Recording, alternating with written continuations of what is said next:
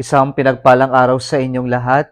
Tayo po'y magninilay sa salita ng Diyos, ang pinagmumulan ng awa ng ating buhay, ang salitawa.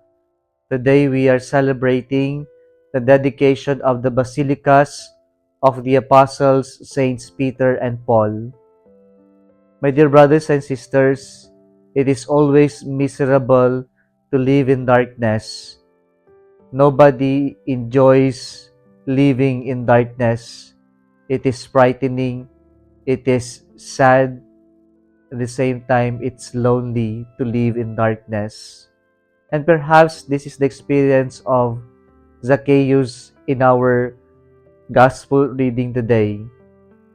By simply taking the descriptions given to him, which are, he is small in stature, he is a chief tax collector, therefore he is a very wealthy man. But despite of all this, we can be sure that he lives a very miserable life. Malungkot kasi kinamumuyan siya, pangit ang tingin sa kanya, at perhaps wala siyang kaibigan sapagkat ang tingin sa kanya traidor, makasalanan. And then in this miserable, dark life, he desires to see Jesus. And that desire begins with his intention to climb the sycamore tree. He simply wants to see Jesus. But the desire is changed and deepened when Jesus invites him to host him in his home. He wants to see Jesus, but the Lord wants him to see or to look at himself the way the Lord looks at him.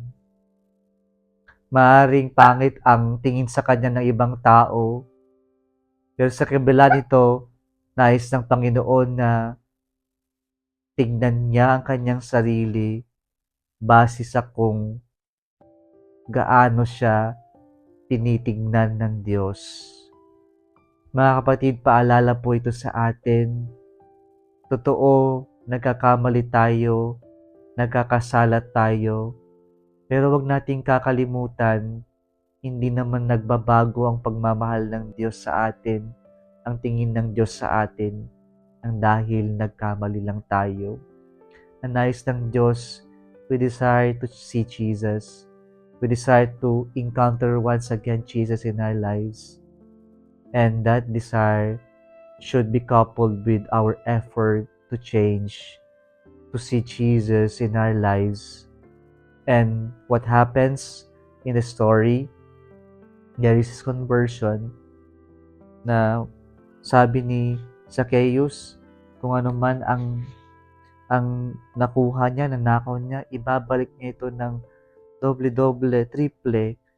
Kaya po paalala sa atin na sa ating encounter with the Lord, we can never be the same. And in our encounter with the Lord, there is always conversion, a change, a renewal in our lives. Kaya po sana yung ating pagtatagpo sa Diyos ay hudyat din na hindi na tayo yung luma, yung dati, yung kasalanan natin, yung pagkakamali natin. Tayo'y binabago ng Diyos. At sana samahan din natin ito ng ating pagbabago, yung kagustuhan natin na mabago at maging mabuti.